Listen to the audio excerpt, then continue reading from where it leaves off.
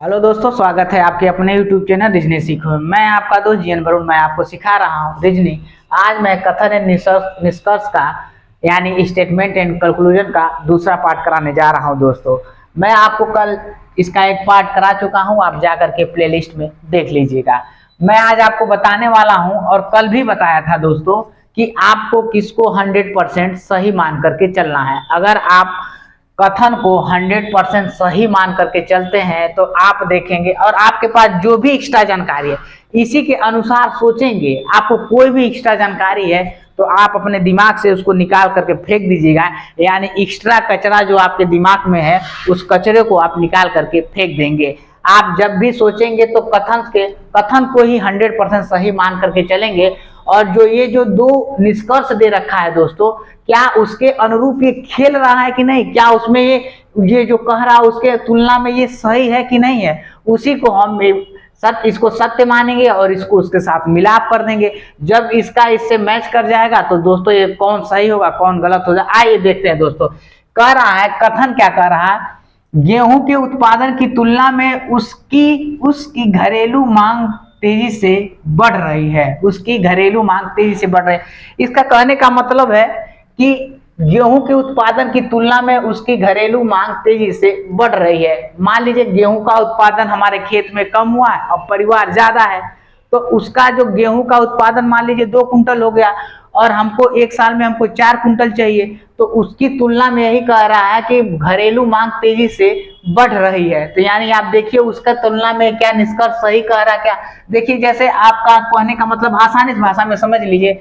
आप गांव के हैं, मान लीजिए आप किसान के लड़के हैं, आपके खेत में 2 ही कुंटल हुआ और आपके यहाँ 4 कुंटल का उत्पादन चाहिए था, वही कह रहा है तो वो कम पड़ रहा है। तो वही का गेहूं के उत्पादन की तुलना में उसकी घरेलू मांग तेजी से बढ़ रही है, यानी परिवार ज्यादा है उत्पादन कम हो रहा है। निष्कर्ष देखिएगा, पहला क्या है, घरेलू मांग कम की जानी चाहिए। ऐसा क्या है क्या दोस्तों, मान लीजिए आपका परिवार 4 कुंटल खर्च हो रहा है, आज 2 कुंटल खा करके रह लेंगे या नहीं। आपको मान लीजिए ऐसे आप 4 रोटी खाते हैं तो क्या 2 ही रोटी खा के जी लेंगे क्या? नहीं, ऐसा कुछ नहीं है दोस्तों।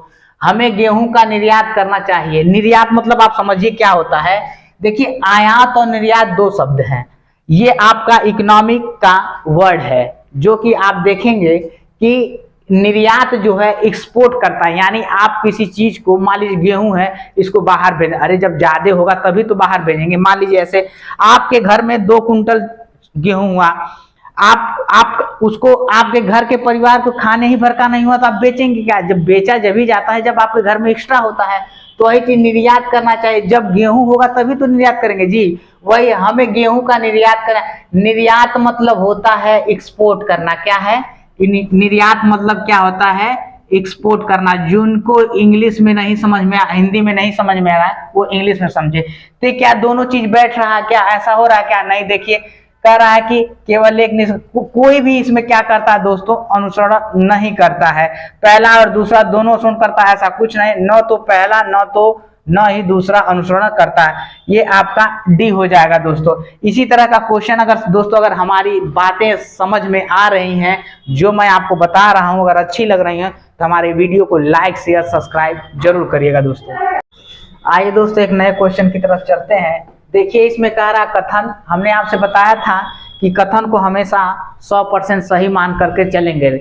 और देखेंगे यहाँ पे तर्क पहला है और तर्क दूसरा है। तो आप पहले निष्कर्ष पढ़ रहे हैं तो अभी हम तर्क निष्कर्ष इसमें कराते रहेंगे, तो आपको उसको घबराना नहीं है। निष्कर्ष मतलब वही उसका क्या है, निष्कर्ष और तर्क कहें तो एक ही चीज है, लेकिन तर्क देख के घबराइएगा मत। निष्कर्ष और तर्क देखिएगा ना तो मतलब वही होता है। लेकिन आइए, कह रहा हम क्वेश्चन की तरफ चलते हैं। कह रहा है क्या सरकारी कथन, देखिए क्या कर रहा, आपको 100% सही मान करके चलना है। चलिए, क्या सरकारी स्कूलों में दिया जाने वाला मध्याह्न भोजन बंद कर दिया जाना चाहिए? कहना है ये मध्याह्न क्या है, मिड डे मील की तहत के अनुसार है, और ये आपको दोपहर का भोजन होता है, बच्चों को दिया जाता है प्रदान, और ये फ्री होता है स्कूलों में। 6 से 14 वर्ष के बच्चों को फ्री एजुकेशन और उसी के तहत आपको भोजन भी दिया जाता है। ये वंचित जो बच्चे होते हैं, जिनके माँ बाप असमर्थ होते हैं, एक कॉन्वेंट स्कूल में नहीं पढ़ा सकते हैं, जो बच्चा उसमें जा रहा है और जो वंचित बच्चे हैं, उन लोगों के लिए ये चीज चलाई जाती है, सरकारी योजनाएं चलाई जाती हैं। तो आइए क्या कह रहा है, पहला तर्क क्या कह रहा है देखिएगा, नहीं यह वंचित बच्चे को कम से कम एक समय का भोजन प्रदान करता है।